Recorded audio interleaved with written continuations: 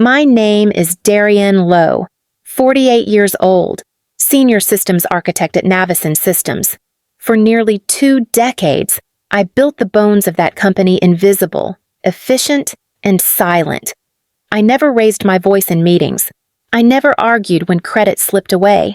But tonight, the silence finally ended. The ballroom of the Seattle Sheraton glowed gold under 1,000 lights. Through the glass doors, I could see my work, my data model, my design displayed on the projector screen under another man's name. Innovation of the Year Quantum Sync. The room burst into applause. I stood outside, clutching my invitation, unreadable to the doorman who blocked my way. Then Clive Hartwell, my boss, appeared with his practiced smirk and a glass of champagne. "Beautiful dress," he said, his voice dripping with that lazy condescension he saved for women who made him nervous. "But you don't belong here." He gestured to security. "Walk her out." The guard's hand touched my sleeve. My body stayed still, but something inside me turned sharp. My eyes met Clive's calm, steady, deliberate. "Good luck getting through tonight," I said, just loud enough for him to hear. Outside, the drizzle had thickened. Seattle's skyline shimmered like fractured glass. I walked to the edge of the plaza, opened my laptop, and connected to the guest Wi-Fi, the same network I'd once configured years ago. The cursor blinked over the final command, the email queued and waiting. My pulse slowed to a measured rhythm. Then I pressed send. 15 minutes later, the storm began not in the sky, but behind the ballroom's glass walls. Notifications flared. A man dropped his phone. A woman gasped. 5 contracts worth $500 million in total annual revenue were gone. Canceled, redirected, vanished, inside. Someone shouted for Clive. The projector flickered. The music stuttered to silence. And for the first time in years, everyone finally looked toward me, though none of them could see me through the glass. I closed my laptop, the screen still glowing faintly against the rain, calm, precise, inevitable. Then I walked away, leaving the night and them to unravel. When I first joined Navison Systems, the office still smelled of burned coffee and panic. The company had barely survived its last quarter. I was 40 and too old, they said, to start over in tech. But numbers never cared about age, and logic never lied. Within 6 months, my forecasting model cut waste across 3 regions. The CEO called it a miracle of timing. I called it math done right. Clive was different than cordial, curious, always stopping by my desk with that disarming charm. "You've got a brain built for balance sheets," he'd say, tapping my screen. "Keep at it. We'll make a name for you." I believed him. I worked weekends, holidays, the night of my niece's graduation. My sister called to ask if I'd ever sleep again. I told her this was what rebuilding looked like. The first award season came during Navison's turnaround year. Clive called me into his office, grinning. "You're nominated," he said, sliding a printed agenda across his desk. "Data Innovation of the Year. You earned this one." I stared at that single line, my name spelled correctly for once, and felt something catch in my throat. I bought a dress. I rehearsed a 2-line thank you, just in case. The night arrived, bright and loud. Clive opened the presentation. "Our next honoree," he said, "has transformed how we forecast every shipment and metric." I waited for my name. Instead, the screen flashed, presented by Clive Hartwell, head of operations. The applause was instant. People stood, cheering for the man who had merely signed the approval form. I sat frozen, the sound pulsing in my ears. After the ceremony, I found him near the buffet. "You said," he interrupted, smiling. "Teamwork.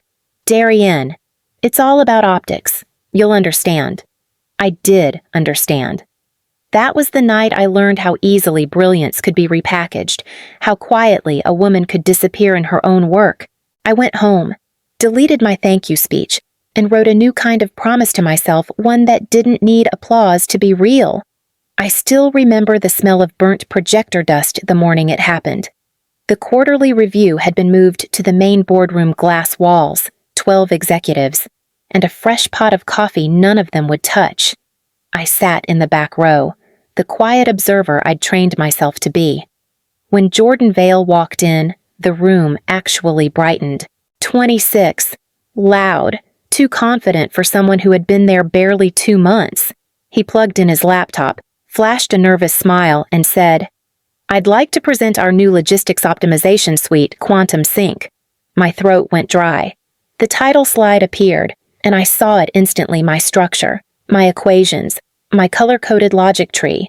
Even the formatting of the error trace tables was identical. He spoke through my framework like it was his own discovery, each word polished by rehearsals I hadn't been invited to. Clive sat beside him, nodding proudly. "This is the kind of initiative we've been waiting for," he said. "Young talent, forward-thinking." I couldn't move. My hands were cold, clasped together under the table. When Jordan reached the final page, the predictive dashboard I'd built on my weekends, I felt something inside me fracture cleanly, like glass.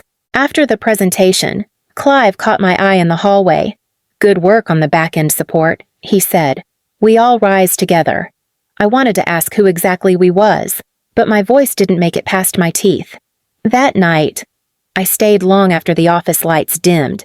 I opened every version of my model, compared the timestamps, the code, the metadata.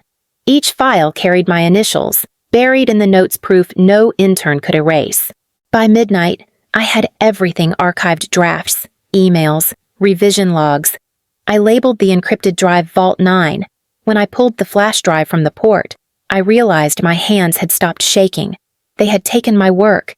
But for the first time in 18 years, I had finally taken something back. The next morning, I printed every email thread linked to Quantum Sync headers, timestamps, attachments. My desk looked like an evidence board, and I was the only detective who cared. When I carried the stack to HR, the woman behind the glass wall barely looked up from her screen. Her name was Eleni, always polite, always detached. "I'm reporting an attribution violation," I said, setting the files on her desk. She sighed as if I had interrupted something more important. "Did you build these tools during your standard hours?" "Yes," I said slowly. "And also on my own time." She adjusted her glasses. "Then technically, they belong to the company. Attribution is at management's discretion." The word discretion hung between us like a curtain. She closed the folder and smiled the way people do when they've already forgotten you. "If it's any comfort. Everyone knows you do great work." "It isn't," I said, and left. That night, I didn't sleep. I opened my laptop at the kitchen table, the hum of the refrigerator louder than my breathing. Line by line, I rewrote the entire system cleaner code, new architecture, built from the ground up on my own machine, using none of their tools. I called this version Atlas, a structure strong enough to hold everything they had stolen. By the end of the week, I had learned more about intellectual property than I ever cared to. A pro bono attorney named Raphael Dent met me at a coffee shop near Pike Street. He wore a suit too big for his frame and spoke like every word came with a footnote. "You're right to document everything," he said. "Keep digital signatures, version logs, any independent backups. Don't confront them yet. I don't plan to." When he left, I stayed behind, stirring cold coffee, watching rain slide down the window. I didn't know what I was building toward, only that every keystroke was a small defiance, a note of quiet proof. One day, they would need my code again, and this time they would have to come to me to find it. It started with one message, a short note sent to an old contact list. "Still working on systems optimization." Only one reply came that night from Maribel Kess, once a lead product engineer, now teaching part-time coding classes after her project was mysteriously absorbed by management. We met at a small cafe near Pike Place. The windows fogged from the rain, and our laptops glowed between us like secret lanterns. "They said my prototype wasn't scalable," Maribel murmured, scrolling through her old files. 3 months later, Clive presented it with a new logo. I nodded. "They did the same with my forecasting model." She looked up then, eyes tired but alert. So what now? We rebuild, I said, without them this time. Word spread slowly, quietly. One introduction led to another. Theo Langdon, a strategist who had lost his position after his retention plan was credited to a vice president, joined us next. Then Delia Reyes, a compliance officer dismissed after uncovering state contract overcharges. We never met in large groups, never more than 3 at a time. Sometimes a diner booth, sometimes a rented workspace in Sodo with flickering fluorescent lights. We spoke in fragments datasets, risk logs, algorithms once buried under other people's names. Why us, Theo asked one night, rubbing his temples. We could all just walk away. Because we built the spine. I said, they only dressed it up. Piece by piece. We reconstructed everything. Maribel's automation modules, Theo's analytic dashboards, Delia's audit filters all stitched together with my architecture. We called it Atlas Vault. It wasn't about revenge anymore. It was about ownership, about seeing our work exist without permission. When the last line of code compiled without error, the silence in that warehouse felt heavier than applause. Theo grinned for the first time in months. So what now? He asked. I closed the terminal and said, now we wait for them to notice what's missing. The first call came from Harrow Logistics, one of Navison's oldest clients. I still remembered their original server passwords, back from the days when I stayed up until dawn fixing their inventory errors. The new manager, Ellen Ruiz, picked up after 3 rings. Darian, I didn't expect to hear from you. I'm not with Navison anymore, I said, but I think you'll want to see something. We met the next morning in a small co-working space near the waterfront. I opened my laptop, loaded Atlas Vault, and handed her control of the dashboard. Run your last quarter's data, I said. She frowned, typed a few commands, and froze as the projections updated instantly, mapping delays and costs before she could blink. This is running live every 5 seconds, I said. No black boxes. Full traceability. She leaned back, whispering, Navison's system takes 12 hours for the same result. I didn't answer. The silence filled itself. By noon, she asked. What do you need from us? Nothing binding, I said. Just a letter of intent to explore partnership. You'll keep your options open. I'll keep your data safe. She signed on the spot. 4 more followed Trenton Freight, Alpha Marks, Lincor Distributors, Briar Bay Foods. No promises, only signatures and dates. Each document stated that, if Atlas Vault launched commercially, they would transition to a pilot program. Theo drafted the templates, Delia reviewed compliance language, and Maribel secured encrypted backups. We knew the weight of those 5 letters. They weren't contracts, but they were visible public enough to make Navison's investors nervous if they ever leaked. When I told the team the timing, Maribel looked up from her screen. The night of the awards. You're serious. They built their celebration on what they stole, I said. We'll build our beginning on the same night. Theo chuckled softly. Poetic symmetry. We spent the next 2 weeks refining code and version locking every file. On the final test run, the platform executed flawlessly faster, cleaner, undeniable. I shut the laptop and looked around the dim workspace. This is it, I said. 5 letters, 1 night. No one spoke, but every face held the same quiet certainty the first domino was already leaning. The lobby of the Grand Sheraton felt colder this year, even under the chandeliers. I arrived early, the same slate gray dress, the same badge clipped neatly to my lapel. My name was printed on it this time, proof that they'd learned how to spell it, not how to value it. Ms. Lowe, the woman at the check-in table, smiled. Then she glanced at her screen, and the smile faltered. I'm sorry, your credentials have been changed. I repeated, the word tasted familiar, before I could ask.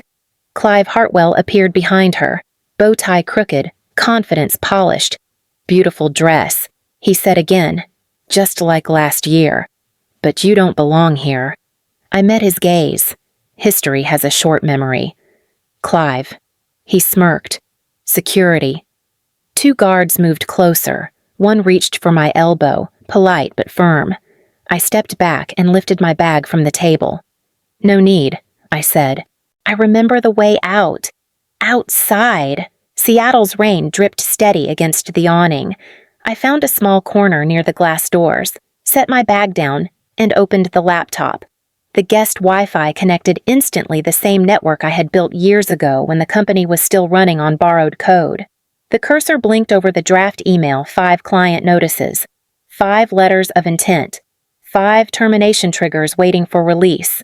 Each message copied the legal team, the compliance branch, and the press, all time-stamped, all verified. I inhaled once, then pressed send. Inside, the ballroom shimmered under golden light, through the glass. I saw the host pause mid-sentence. The first phone lit up, then another, then a dozen. Heads turned, whispers spread. Clive's smile faltered. Jordan Vale, holding his award, froze under the spotlight. Through the reflection, I saw myself calm, still, almost serene as chaos began to ripple behind the glass. I closed the laptop softly, like finishing a prayer.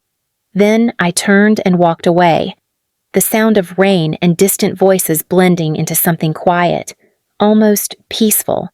By the time I reached my car, my phone was already vibrating like a living thing. I let it hum in my bag as I drove through the rain. The windshield blurred the city into streaks of gold and gray.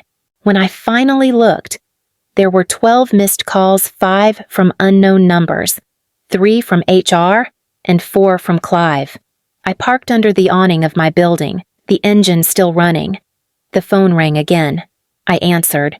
"Darien." Clive's voice was breathless. All the arrogance stripped away. "Whatever you've done, we can fix this. Stop the transfers.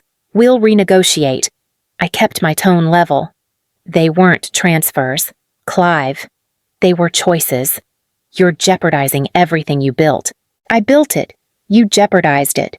He said my name again, softer this time, but I hung up. Minutes later, Theo called from the Atlas workspace.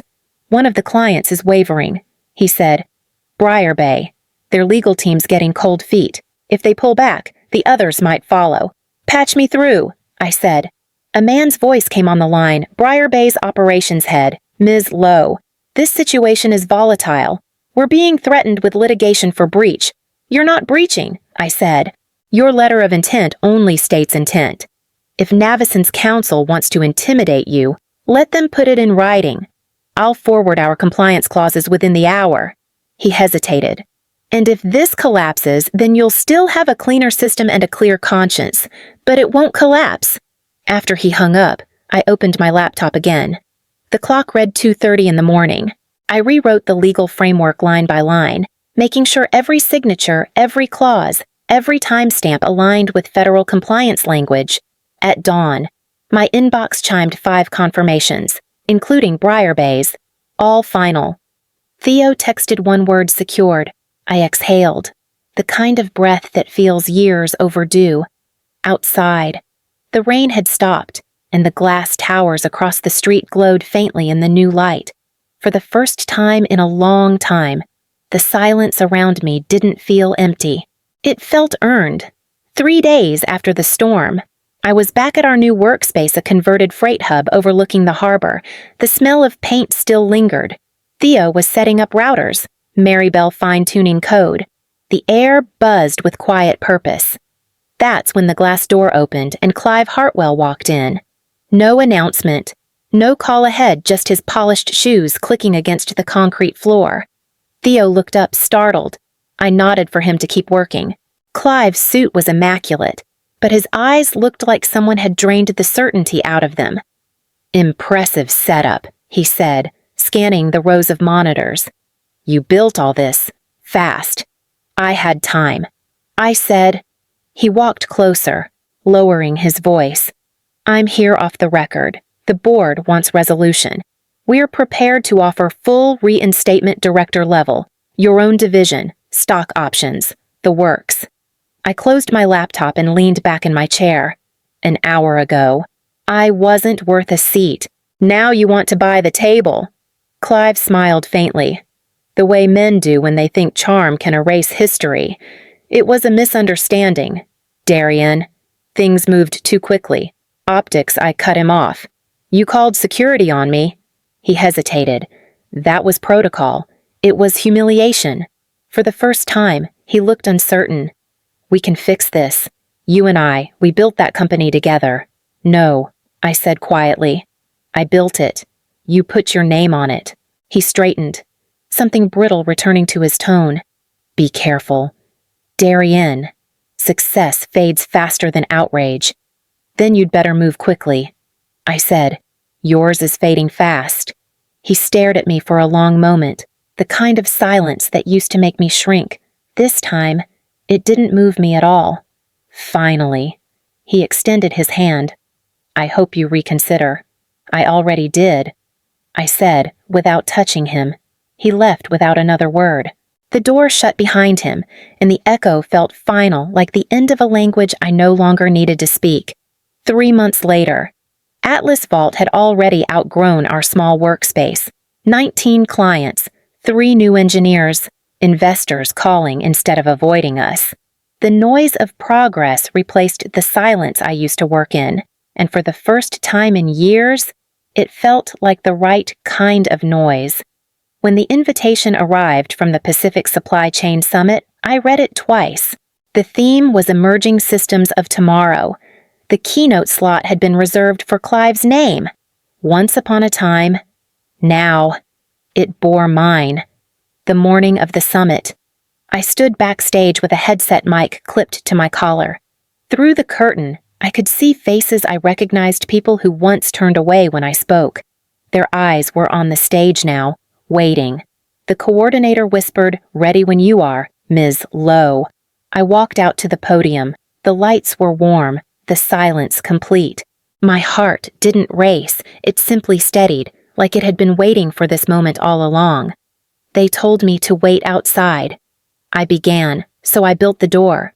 No one moved, no scattered coughs, no shifting chairs, just stillness. Then, a single clap broke it, followed by another, and then the room rose to its feet. The applause didn't sound like approval. It sounded like recognition. Afterward, reporters crowded the edge of the stage. One asked if I had anything to say to my former employer. I smiled faintly. I already did. I said it with my work. Outside, the Seattle sky had turned to amber over the bay. Theo handed me a cup of coffee, still laughing about a client request that came mid-presentation. Maribel was on the phone, scheduling demos. Delia was rewriting a compliance clause, humming under her breath. I stepped out into the crisp air and watched the harbor lights shimmer across the water.